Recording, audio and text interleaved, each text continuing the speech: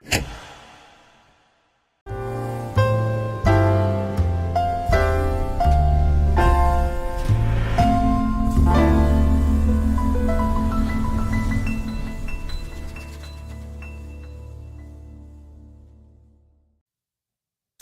morning and welcome to the St. Augustine Chronicles. This morning I'm so excited to have my friend Kristy Weeks from Panache Salon and Spa in to tell me her story. Kristy doesn't do much she likes to stay behind the scenes, so I'm really excited to have her talk about her life and how she created Panache. Before we get going with the show, let's do our sponsors. The Kookaburra Coffee, proudly founded in St. Augustine in 2012. The Kookaburra is your local home for fresh roasted coffee and made from scratch baked goods. From legendary Aussie meat pies to scones and sweet pastries, everything is crafted to pair perfectly with their signature coffees. Whether you love a smooth flat white, a bold Aussie iced coffee, or their famous Honey Badger latte. With multiple locations throughout St. Augustine, the Kookaburra is part of the community and part of your daily routine, from morning commutes to weekend strolls. The Kookaburra, Aussie Coffee, St. Augustine Local. And our second sponsor is my brokerage, 97 Park, residential and commercial real estate. Looking to buy, sell, or invest in property in St. Augustine? Trust 97 Park, your local residential and commercial real estate experts. From historic homes to business spaces and investment properties, 97 Park delivers market knowledge, smart strategy, and personalized service every step of the way. And when you're ready to make your move, contact me, Karen Zander, directly at 904-297-3471. 97 Park, real estate done right here in St. Augustine. All right, so Kristy, I always start by asking people, what brought you to St. Augustine? I was born and raised in Gainesville, Florida, while my dad was a student at UF and then a professor. Hang on. I thought I heard you were born in Argentina. Argentina? No. Never even been there. No, but we did used to live in Cali, Colombia, when my father was working on his PhD. Maybe that's what somebody got confused Not with. Born there, though. Born in Gainesville. Go Gators. So we used to come to St. Augustine to go to the beach, to go downtown when I was a child. So then my father took a position at a different university in upstate New York, so we all moved there. And then I moved back to Florida 3 weeks after graduating from college, knowing I needed to get back to the Florida sunshine. And you moved to St. Augustine when you came back? Mm-hmm. I looked at several different areas around St. Augustine, and St. Augustine always had my heart, and this is where I came. In 1987. What was it like then? Much smaller, much quieter, much sleepier, not nearly as much going on, not nearly as many people, certainly not as much infrastructure. But it was a lovely town. Was the beach still, the beach was pretty quiet back then still, The beach was very quiet back then. The beach was very quiet, and you just drove right on, and what weren't the problem from the sand renourishment. It was a safe place to drive, and I thought that was totally cool. That had to be fun coming from New York back to Florida. Mm-hmm. Did you have a plan, or did you? I started Panache. Did you move here to do that? Yes. So you had a plan already? Because when I moved from my hometown, I had no plan.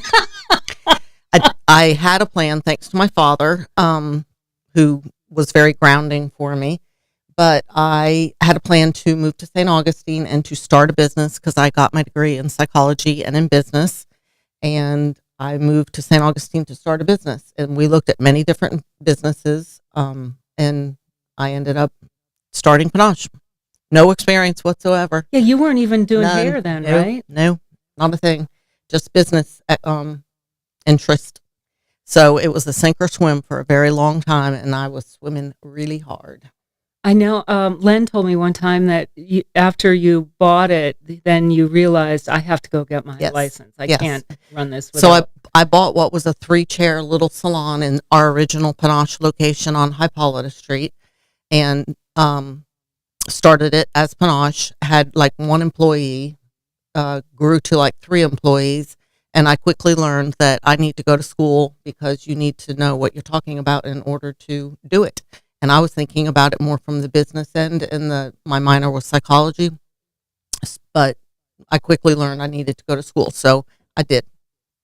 I went to school 9 to 3, and then I worked in the salon from 3 to 9, and it was that way for a couple of years. And then I did hair for 10, 12 years, and I loved it. It was fun. Chemistry, creativity. It's got to be hard on your body, though. It is very hard on your body. I always think about that, how they're standing all day and your arms are up, and I would think that would just wear people out. It is very rough on your body. For me, it was my lower back. I had to be really careful to always have my hips tilted the proper way, or I would be in pain. You probably have strong shoulders, too, from always having your hands up. Worn out shoulders, maybe. Yeah, it's difficult. And so Panache, I remember it being downtown. Panache was, what's there now? Is it called Bourbon Street? Is that right? We sold it to John Arborzani, and he turned it into Rhett's, and then it was something else. Something about a cat. I don't even know what it is now. I think it might be called Bourbon Street. It's next to Gifted Cork, between Gifted Cork and Scarlett's. That was a very sentimental place, but in order for me to walk away from that location, which we completely outgrew in many, many ways as the town changed and as people couldn't just zip into a parking spot, and we didn't only cater to downtown people any longer, but to the entire area. We just outgrew that spot, and of course it was a very sentimental building for me. So we decided to sell it in order to make that break. What do you know what that building originally was? Stables. Oh, was it? For Horse and carriage stables. How old? Do you know when it was 1905, I think. You must have had so many problems in that building. So many problems. So many problems, from termites to plumbing, but it was a sweet little building. And did people just, for people who haven't lived here that long, it's you really can't find a parking space now near that building. But where did they park? Was it the lot? Back in the day, there was parking right in front of on the street. Oh, there was? On the street. And then when that was removed, we owned some property across the street, and we used to have to pay a parking attendant to sit there all day and only allow Panache guests to come in. And it was a nightmare because people would say, but I am a Panache guest. I haven't been there for 6 months, but I am a Panache guest. Or I'm going to go get my hair cut, but then I'm going to go eat, and then I'm going to go do this. Yeah, so that was a nightmare. We just outgrew the space. So you started with 3, not counting yourself because you weren't doing hair at the time. How many employees did you have when you left the downtown location? When we left the downtown location, we also had the Julington Creek location, and we merged the downtown people and the beach location. So at that time we had 3. We merged the downtown people into the beach location, and I think we had maybe 70 employees at that time. That's incredible. I bet your psychology degree came in handy. I can remember all the creatives. I can remember very shortly after starting the business, the salon, which I knew nothing about, thinking, what have I just done? What have I done with a business and psychology major? I was like, have I made a mistake? Yeah. Also with the name, because nobody could say Panache at the time, and you didn't hear that word. And I can remember people calling me Mrs. Pancakey. Are you Mrs. Pancakey? Mrs. Panache? I mean, so many things. I was like, have I made the biggest mistake? Yes. How can they not know how to pronounce it? It wasn't a word that was used at that time. It wasn't. Now you see it in text or you hear it, but at that time you did not. So yes, I thought, have I made a very big mistake? But then I clearly learned that psychology background, very helpful. Yeah, I can just imagine trying to manage that many employees, and they're all creatives. Creative, artistic, lovely people, but creatives for sure. Yeah. So you lived downtown as well, right? We did live downtown. At the time, we lived out at the beach, but then we moved downtown. And then we had our children and lived downtown. And on one side was the salon, and on the other side was Len's construction business. And then we had La Parisienne restaurant next door. Love that. And the Florida Cracker Cafe around the corner on St. George Street. And Len was the mayor. It was some wild times. What was it like having little kids? You have 2 kids. What was it like having little kids living downtown? It was Because great. you were in the heart of it. Hippolyta's in the heart We of were. We had a little swing on the balcony. We had a little sandbox on the balcony. I mean, we made it a home. We had slides in the living room, little plastic Graco slides in the living room. We made it a home, but we definitely decided we needed to move out of downtown so that we could have trees and grass and a yard and the kids could learn to ride bikes because you couldn't do that downtown. Yeah. So we moved to the beach. I wouldn't think that anybody else, I can't think of anybody else that would have had kids that lived right in the heart of downtown like you did. I don't think anybody else was doing that. At the time, there was nobody else doing it, but it was really quite handy because I could run over to work. I could run home to nurse. I could run home if somebody had got a boo-boo or whatever. Yeah. So it was very handy. It was good. Good times. So Len was mayor at the time. So you're married to Len Weeks, we should say, because I know that, but maybe some other people don't. And Len was, he served on every board that I can think of at the city, and he still is so involved in the city of St. Augustine. I know he's not been the mayor for a long time, but he's kind of the unofficial mayor ambassador of the city, right? He's got such a presence. What was it like being married to the mayor? Because he went through some controversial. It was hectic, very hectic. It was. It could be stressful as the woman behind the scenes for sure, because sometimes I just wanted to punch people when they were so mean and so overtly incorrect. I just wanted to punch them, and I just had to stand there and smile. Yeah. So it's difficult for sure, but I certainly supported him and I agreed. And although there were many, many, many, many times that I wished that he wasn't doing it so that we could have him in our lives more, I was also grateful that he was doing it because he did a great job. Yeah, he really does think through things very deeply. And he comes with such a knowledge base from his years of being here. Smart man. But it must have been hard for you when he was mayor and they took away the street performers, because I know how he received threats. And were you guys still downtown when that was happening? You were living But downtown? let me tell you what it's like to listen to those street performers 24/7. I remember play them. the same song over and over and over. I mean, it's kind of like torture. Yeah. Well, I remember when I had my real estate office in with Len for a while on Hippolyta, and the pedicabs or whatever they're called would go by, and they would just blast music, and it was the same music all the time. And then the same with the trolleys. They have their script depending on where they are. Heard the very same line. Yeah, we hear it over and over and over again. And I mean, great because there's tourists, but it can get on your nerves when you're there all day. And at the time with the parking right on the street, right underneath our balconies, and Bike Week would come or whatever, it was very loud, very noisy. Could count on the kids getting woken up many, many times. Oh my gosh, I didn't even think about that. But it still wasn't as crazy as it is now. Definitely not. Definitely not. That was a really cute little salon. I really liked that location for the salon. It was very cute. It was a small little 3-chair area, and then eventually we grew to overtake the entire building. The upstairs were our massage facial rooms, bathrooms, laundry facilities, and downstairs was all hair and store area. I remember your daughter Claudia, when she was a little girl, she used to make earrings, and you sold them in that salon. That's right. I and forgot they were about cute. that. I forgot. Yeah, she was raising money for something. I can't remember what. I remember going in and seeing them, and someone said, "Oh no, that's Kristy's daughter Claudia that made those." That's true. So when you decided to move out of downtown with Panache, and you said you already had the Julington Creek location by that time, I thought the Julington Creek one came later. We had the downtown, then the beach, then Julington Creek, then we sold downtown. The Julington Creek location was a big salon. It was a very big salon, and it was a very big project, and I'm not sure I would ever have the guts to do that again. Well, that's actually a long commute. It's a long commute. It was 45 minutes back and forth when I had young children, so that was difficult. But the people that I rent from at Regency Centers kept saying, "You've got to come and see this opportunity up here." And I kept saying, "No way, I'm not coming, I'm not looking, I'm not interested." And they beat me down And I finally went up and I saw it. And unfortunately, it was a salon and spa that was in foreclosure.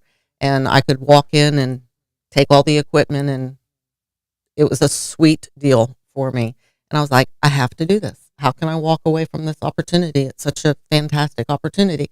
So I did it with the plan to get the sales, to get it up, get it running, get the sales to 1 million, list it and sell it. And I did. And it was a miracle. And I'm not too sure I'll ever do something like that again because it was scary. I'll disagree with you. I don't think it was a miracle. You are one of the smartest business people that I know, Kristy. And so I think it was you knowing what you were doing.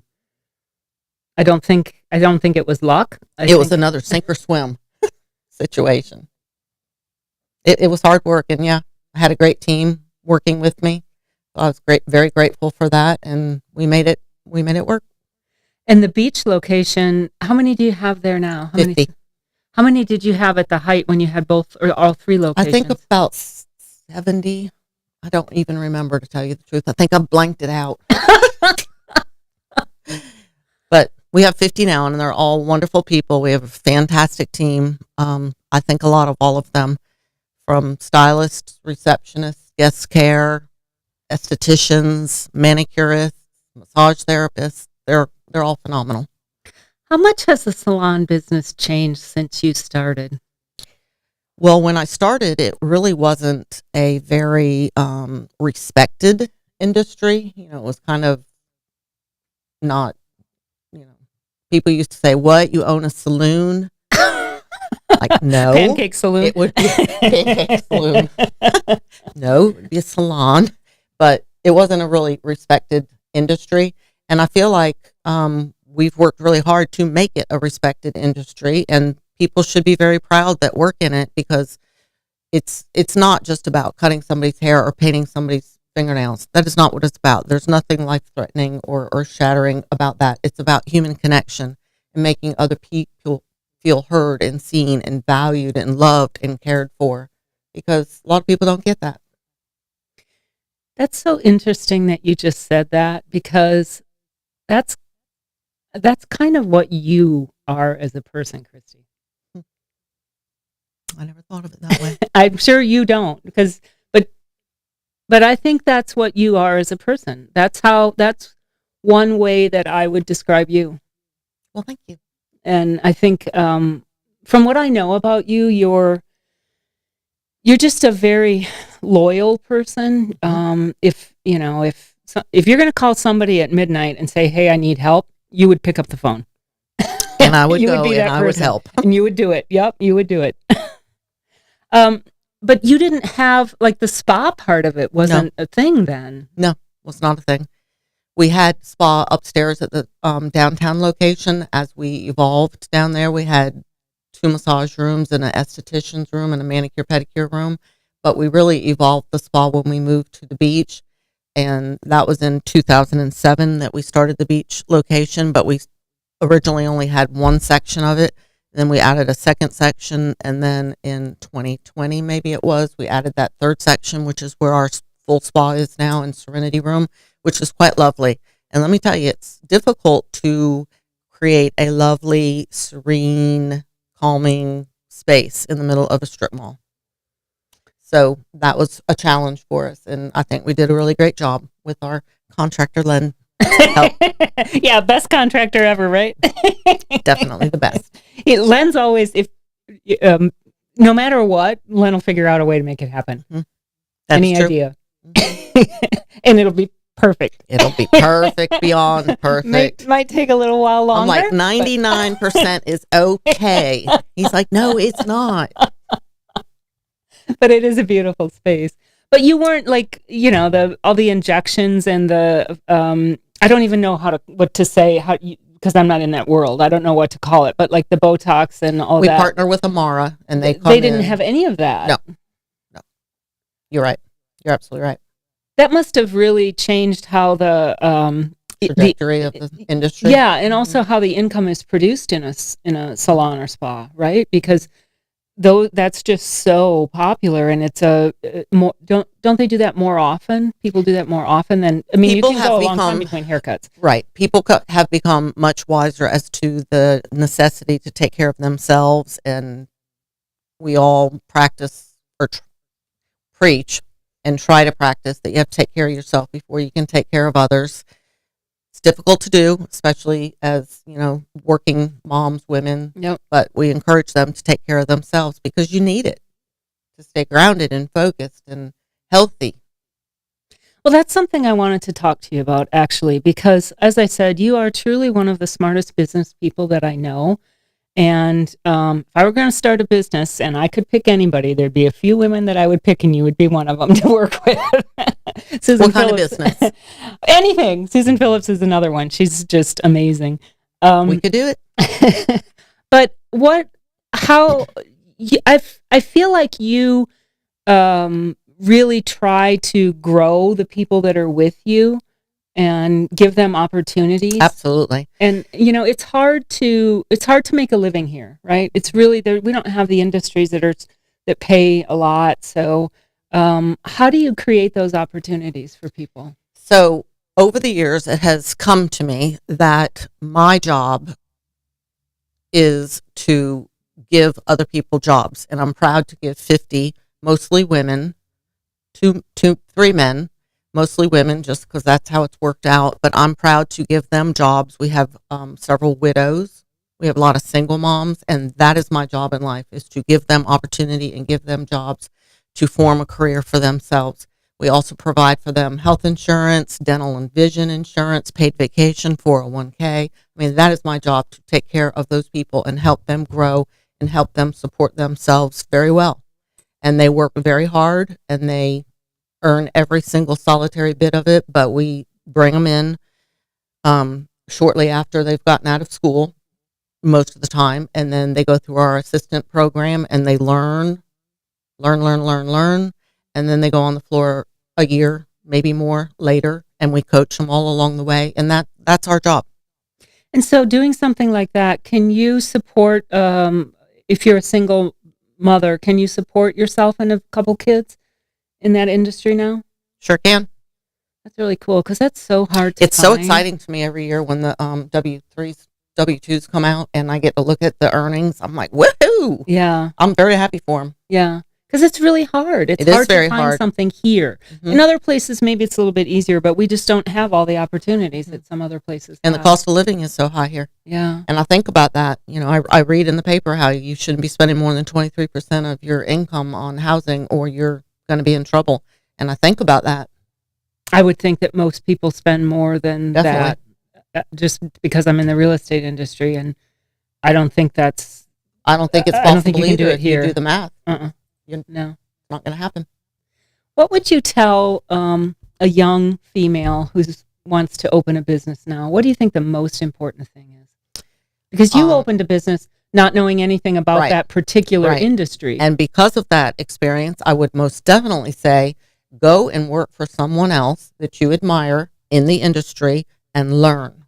Learn. Don't go into it cold turkey like I did and scrape and scramble along the way. Because it's hard, stressful, scary. Yeah, I'm sure. Mm-hmm. It's interesting that you wouldn't tell them to do the same thing that you're essentially telling them the opposite of what you did. Mm-hmm.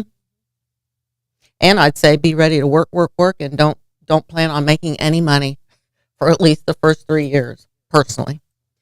Do you think it's hard to find younger people that are willing to work hard?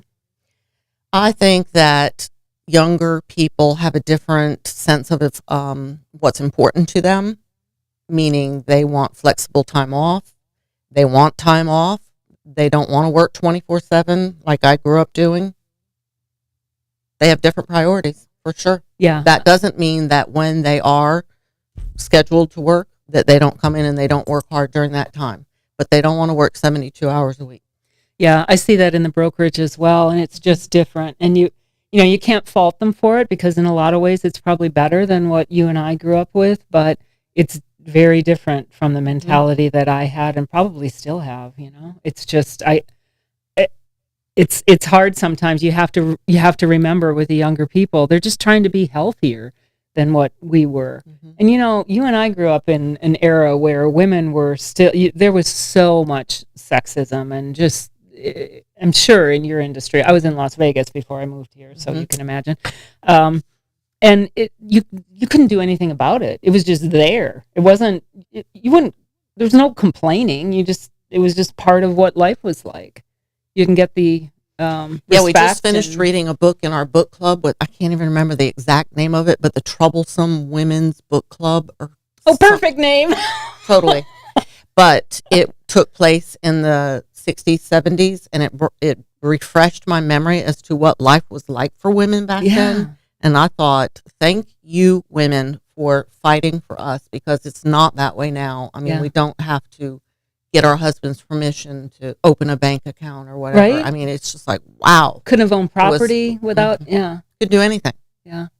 But even just in the 80s, I mean, I was in Las Vegas in the late 80s, and just the way that it was okay to treat women, it was crazy looking back on it. Like, you just had to put up with it.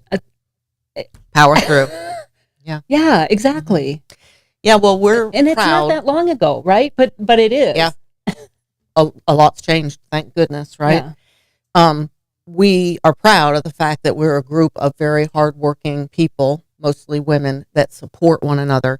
That is not necessarily the way the salon industry is, and I'm sure other industries too, but I can't speak for them. But it can be very catty and that's my client, and we do not roll like that whatsoever. We are there to support, to help. We don't own our clients. Slavery ended a long time ago, thank God. And the client is a client of the salon, and we are all there to take care of that guest in whatever way we can all pitch in to make the very best outcome. And it's really great to have that kind of teamwork. What do you want to do next? I don't know. Play with my grandbabies. And you have a new one coming in a couple weeks, maybe? July 2nd. Oh, I thought it was June. No. July 2nd. Yes. Well, that'll be number 4. Isn't that pretty close to the father's birthday? Absolutely. Schaefer's birthday is July 4th, That's what I thought. Which is very interesting because when they first got their due date, it was July 4th, Schaefer's birthday. No way. Yes. And then it got changed to July 2nd, which is very interesting because that was my due date for Schaefer, July 2nd. But he held out till the 4th, being my firecracker baby that he is. So very exciting. It's so fun to be a grandparent and experience it so differently than, I can remember the kids being in the bathtub downtown, me sitting on the bathroom floor, filing through, trying to organize bills and statements and writing checks. And, it's so different now. When I play with my grandchildren, I'm present 100%. Yeah. Well, it's also, I'm sure it was hard because Len was just as busy. So sometimes women do have a husband who has a little bit more flexibility, although back then, probably not. I think that's probably a newer thing. Yeah. Men weren't so involved back then. He was involved in that Claudia used to go to many ceremonies with him, and he'd be standing on stage or whatever, and she'd sit down on top of his feet.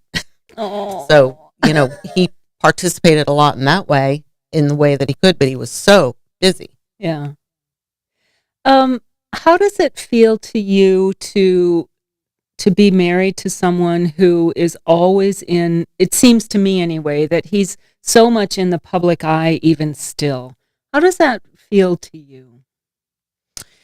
Well, he gets upset with me because I won't go out to lunch with him.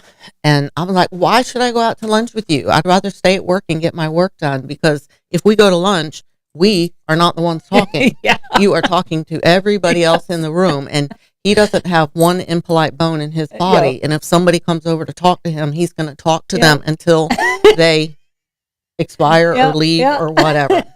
So, I've experienced that. Going to lunch with Len, you walk through the restaurant and it's like 20 minutes later, you're just a few tables further because he knows everybody. Mm-hmm. And I'll be sitting there at the table. So he gets mad at me because I won't go to lunch with him, but there's reasons. Talk to me about, I don't think that any of your kids are going to go into what you do or take over. I know, isn't that a bummer?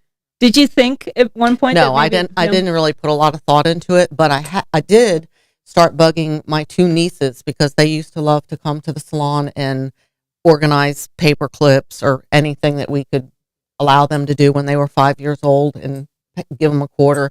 But anyway, one of my nieces, Sophia, worked in the salon, when she was in high school as an assistant. She then moved away. She's now moved back and she's working at the salon again in guest care, but she just started at the Aveda Institute. So there's still hope. How much did it help you to be in a Aveda salon? I love Aveda, and I think the world of Aveda was many different product lines before we partnered with Aveda. And the reason for that, and I tell my team this all the time, is we were on vacation. I walked into a salon. I forgot my shampoo and conditioner. I walked into a salon, said, I would like to try this. They sold Aveda. They gave me the worst product in the world for my hair.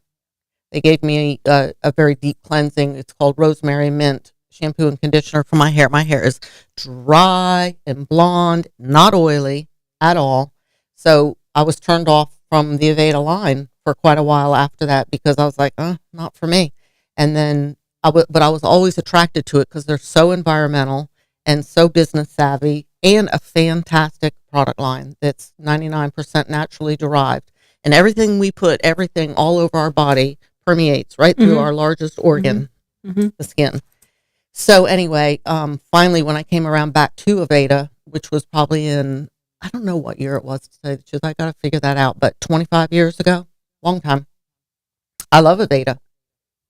They're extremely smart, savvy people, and I totally believe in what they stand for.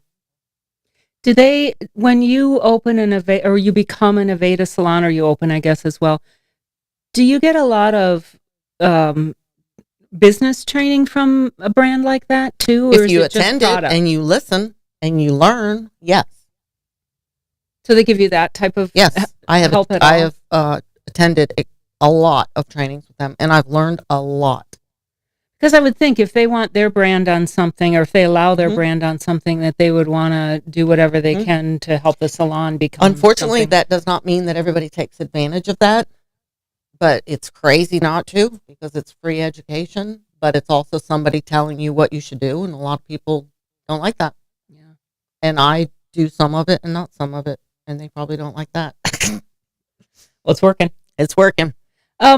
What do you think the trend is in salons and spas? Is it to go big, be like a mega size, or is it to go more boutique? Or what do you see the future? Unfortunately, I'm seeing a lot of franchise activity. Oh, yuck. Pop up. Yuck. Yep. Not a fan of that. No. Seeing a lot of memberships, but as we all know, we have to evolve to stay relevant, and we are evolving and staying relevant. The only constant in our world of Panache is change and constantly evolving, and we are going to start offering memberships because that's what the client wants these days. So that's something that we're getting ready to unroll. How does that work then?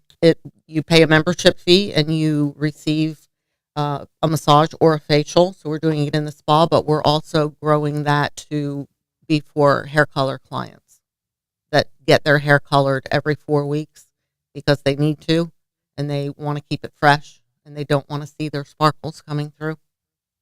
So do you think it's going to be harder to be an independent salon moving forward? Because I think, who the heck would want a franchise salon as their place to go? That seems so blech. That's what I think, and obviously what you think, but obviously not everybody thinks that way. And I've always had the philosophy, there's plenty to go around. Some people want that. Good, you do that. I'll do this. Plenty to go around. Fortunately, everybody's hair grows. Yeah. Well, that was, how, do you see AI affecting the salon industry at all? Do you see, are we going to see robots doing hair? I sure hope not. Because just I can't even wrap my head around how that's possible because there's so many things that you have to take into consideration with hair. Well, also, I think you hit it on the head that it really is a personal connection. It's completely a personal. It's not technology. It's human touch. Yeah, and it's you get in the chair and there's this bond, this listening, this, I don't know, gossip, whatever. But I can't imagine sitting there while a robot would do my hair or anything, massage. Yeah, that's creepy. So when AI really started peaking, we were approached by many different softwares and stuff. Do we want to do some beta testing with them and have AI on our front desk, essentially reception? And at first I thought, wow, that is so cool, because that could lessen up the person's need from being on the telephone and booking an appointment to actually being able to help the customer in front of them. And I thought, wow, that's really cool. But we have not taken that leap because we want to have that personal connection and that personal touch, and the person to be able to call and say, hey, how's it going, Kristy? Can I make an appointment? Yeah, how you doing? And we want to have that personal conversation and connection. So we have not gone that AI route that way. Yeah. I think it is a lot personal. Some industries, I mean, I don't know, but some industries I can see it, like the construction industry, for example. I can see robotics and AI in 20 years being normal. Not on historic buildings. Well, that's true. Maybe new builds. Yeah, for sure. What do you think in your upbringing gave you the ability to think, I can do this? What did your mom do? Like, what was something had to give you the I think it was an innate thing that I was born with, because I'm just driven, and if I see something that I want to accomplish, I'm going to accomplish it. But I also was raised by a mother who was divorced from my father when we were very young, and she fought really hard to keep a roof over our heads and to keep us fed and to keep us happy and healthy. And it was not easy for her at all, and I'm very grateful for everything that she did for us. But she probably taught me, you can do it. You go on, do it. Well, you have a sister who's a doctor. That's not easy either. So I think it had to come from something in your upbringing as well. Yeah, and my father was very smart, and he used to have conversations with us about things that I'd be like thinking to myself, I don't have a clue what you're talking about. Like, for example, here's something. When we were little, he used to always say, take responsibility for your own actions. And I used to say, what is he talking about? I totally did not. I mean, I was young, and take responsibility for your own actions. And well, of course I am. I'm the one that did it, but I didn't get the big picture. But he was a very smart man and talked to us about economics all the time and things that you wouldn't normally talk. I mean, that's just the way his brain worked. And he ended up here, right? He ended up here. My entire family has ended up in St. Augustine, which is really nice. I moved here in 1987, and then my cousin Amanda moved here, Sophia's mother, and she was our nanny, and then she had her own children, and then she was my sister Jocelyn, the doctor's nanny, and then now she's my mother's helper and Len's mother's helper. She's a godsend. So she moved here. Then my mother moved to St. Augustine. Then my sister Jill moved to St. Augustine. Then my dad and his wife Diane moved to St. Augustine. And then my sister Cindy and her husband Chris moved to St. Augustine and bought the house next door to us. So we're neighbors. So yes, Len always teases that he's moving to the mountains.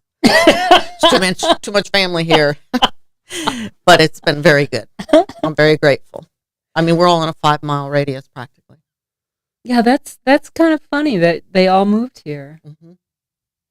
What do you want to see your grandkids do?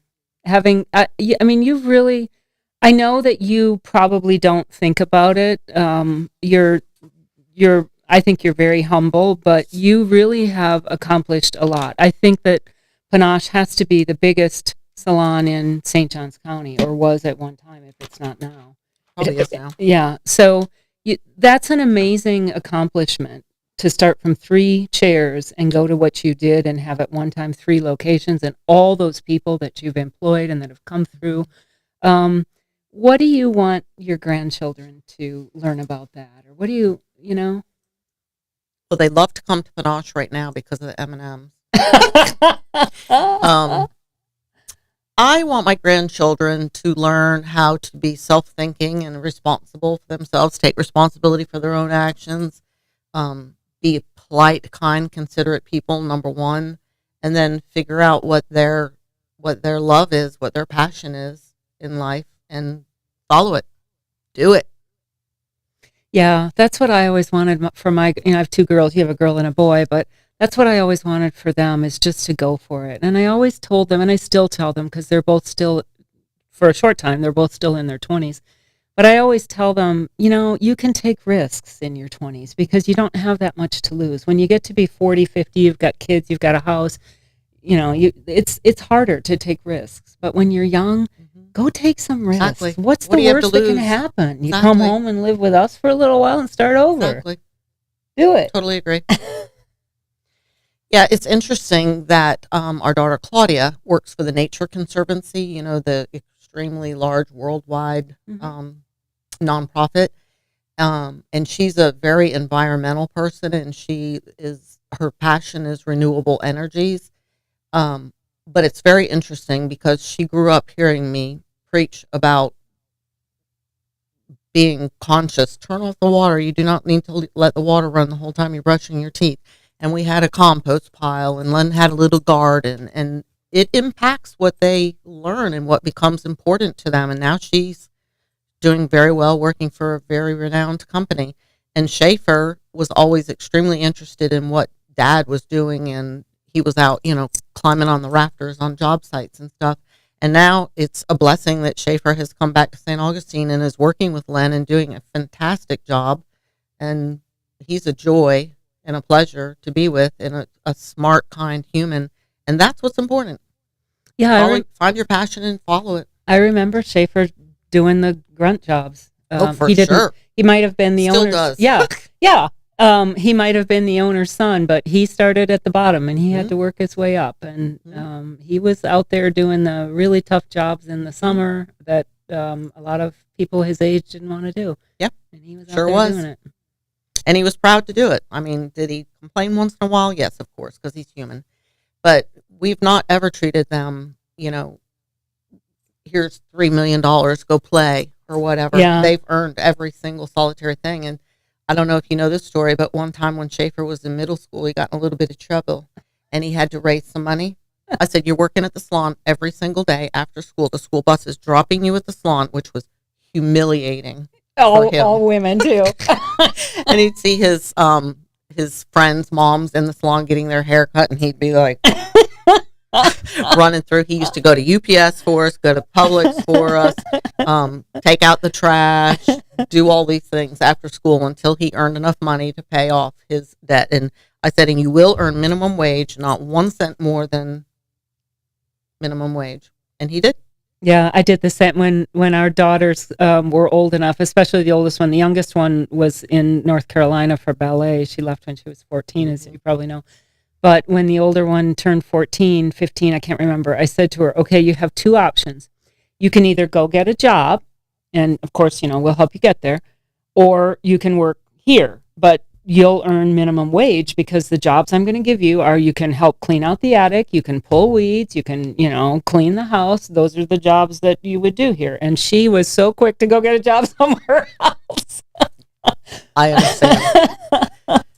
I understand. I remember when Claudia was very young, we were working on some kind of drainage for gutter to drain properly. I don't know, something Len. And so we were making her dig. And she was, I don't want to dig this hole. I said, quit acting like a prima donna and dig that hole. She's like, well, I don't know what that is, but I'd rather do that. So yeah, they've and I made them mow the grass. Get out there and mow the grass. Yep. But I think that's important. And by the way, I remember when you lived in our neighborhood, and your daughters started a little dog walking business to make money. Yes. And Claudia and Kenley, who had a little dog walking business, they were I didn't know there's that. competition coming in. Yeah, they had when we lived in Julington Creek Plantation, Jordan had a dog walking business. And so when she moved down there, we did it in Sea Colony as well. Oh boy, let me tell you, when you're a little kid and you're walking dogs in Sea Colony, that's really good money.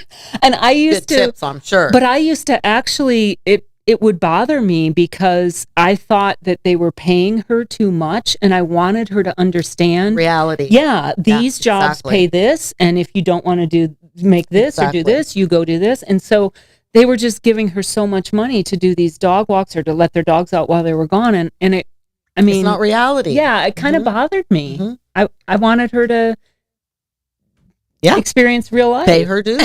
Exactly. Right. Totally agree. What do you think you want to leave as a legacy in St. Augustine? Because you have this big salon, you have this big brand, you have a presence here from Len. What do you want to leave as a legacy here? I've never really thought about that, but I have thought about the fact that I think my greatest life's achievement and the thing I'm most proud of is the children that I've grown. Yeah, they're great, both of them. Mm-hmm. And Austin too, my stepson. Yeah, it's been in my life since he was 9. Yeah. So, I think that's the most important thing, what we teach other humans. So I don't know. I haven't thought about a legacy or a park or what I want to leave behind. I'm just, the only reason I'm here is because I like you so much. You know that. I know you always like to be in the background. I know. Way prefer to be in the background. That's why I haven't responded when you texted me and asked me to come on. I know that. So but I'm here because I like you so much. But I really feel like you do have such a story to tell because, like we talked about in the beginning, people who are young women, especially who are growing up now, they don't really know. How can they? They don't know what it was like when you and I were younger and how difficult it was to be a strong female and to kind of be a boss lady. That was be a strong hard. Female, but make sure you say it very politely and very sweetly. Yeah. Or that plumber or electrician never going to come. Yeah. Yeah. Mm-hmm. I remember my husband and I were doing one of our builds in Utah, and there's a lot of polygamists around where our house is. And so this was at the height of the polygamist movement before Warren Jeffs was arrested. And so all the subcontractors were polygamists. And my husband was never there. He was working in New York City. And so I was always the one in Utah. And the electricians they did a project for us, a big project, and they sent me a bill. I paid it. They were polygamist owned. Sent me a bill. I paid it. And then a couple months later, I get this same bill. And I said, hey, I've already paid this. And the owner of the company goes, no, you didn't. I said, yes, I did. Here's the canceled check. I referenced the bill. It's the exact same bill. You haven't done work for me since. I've already paid this. No, you haven't. And I said, yes, I have. And he said, well, we'll just wait and we'll talk to your husband one day. Have your husband call us. And I said, it's going to be a cold day in hell before you talk to my husband. But I hear you. I've experienced many things like that myself, where people call Len to ask him a question about if I can do something. I'm like, why don't they just call me? I won't even get into who. But yes, I totally understand. It was so different. So I appreciate all that you did when you started, and then you built that big brand that is Panache now. You built that big salon, or salons in the plural. I really appreciate it. But I think it's so interesting now that women, younger women, they have no point of reference on what it was like for us. And they also, God love them, they don't put up with much anymore. And that's great, right? Because we had to. Mm-hmm. Well, young women reach out to me to us all the time at work. And we will help them in any way that we can. And we do. I mean, yes, in a small business, and 50 is a small business, there's lots of things that come up that have nothing to do with work at all. They have to do with experiences or health or whatever. And so there's a lot of conversations that go on about, life. Okay, what's the best thing to do here? Yeah, life. Mm-hmm. Life. Mm-hmm. Yeah, you really must be kind of a mom to a lot of people that come through those doors as employees as well. I would think with a salon. Hmm. Does it wear you out? Yes, and Because you're 6-ish years ago, I brought in a business partner for the first time ever in 38 years I've been in business. Michelle, who is my business partner, and it's been great. And I told her at that time, of course, in hindsight, I think I was a little on the depressed side because I spent every day of my life going to Mayo with my father, who was very ill and has since passed, unfortunately, or my mother, who's very ill and is still here, but not healthy. So I think I was a little on the depressed side, but I told her, I don't want to talk to people anymore. I don't want to talk to anybody. You talk to people. No, I get So, it, Kristy. I get where it could wear you out after so many years. and I just buried my head in the books, in the financials, which is what my expertise is, and just did that. And I can see that all in hindsight now, but I'm very grateful to her because, yeah, I was sick and tired of talking, and I didn't want to talk anymore. And I just felt like what I'm going to say, I'm not in the place to do it right now. But I think as women, when we're running companies or I think we take on more than men do. I think we take on that emotional thing that Mhm. our people who work with us have, Mhm. right? And so I just picture all those people that came through working with you in Panache and all of the things that you heard, like it's not your life, but you're dealing with some tragic situation. It can be a lot, and I definitely find that I'm a very empathetic person, and that if somebody's got some god awful, horrible story that they come in and they need to talk about, I'm like, my heart's heavy. I mean, I feel it for sure. I'm not one that just. Yeah, I mean, but you're also someone who will say, okay, so here's what we're going to do about this. that is true. I You mean, know me well. yeah, you're very much like, I can see that from the more I'm around you. It's very much, here's the problem. We're going to work on the solution. There's not much time in between that. You're very solution oriented. You don't think about, well, we're going to wallow in this, or, That is true. you just get to the solution and then you implement that solution. That's very true. Which I think is probably one reason why you were so successful in building that salon. Yeah. Because back in the early days, I mean, if I sat and thought about something for too long, I probably talked myself right out of it because I didn't have a clue what I was doing. So you do it and you learn from it and you're like, okay, maybe that needs to be changed a tiny bit to a different way. Did you make a lot of mistakes in the beginning? I used to, the first of every year, make a list of all the mistakes I made in the previous year. I don't know if that's healthy, Kristy. It was very healthy. You think? Yeah, it might have been like, switch from this insurance company to this insurance company. That was a disaster. Don't do that again or whatever. I mean, it wasn't all real meaningful, private, emotional things, but I used to do that. And then I think it was last year, I was like, I need to make my list. And I was like, Getting better. I can't think of any huge mistakes. That's good. But I am human and I do things that I'm not proud of later. I might react in a way that I'm not proud of later. Oh, I'm the queen of that. Ask Len. He gets the brunt. No, he doesn't. Yes, he No, does. no. Well, I'll just say that Len is one of the most controlled people I have ever met, and he is the best politician I've ever met, bar none. He is, definitely. However, I learned during that whole phase that he is very sensitive and he doesn't have an extremely thick skin. So when people say things that are mean and hurtful, he takes it to heart.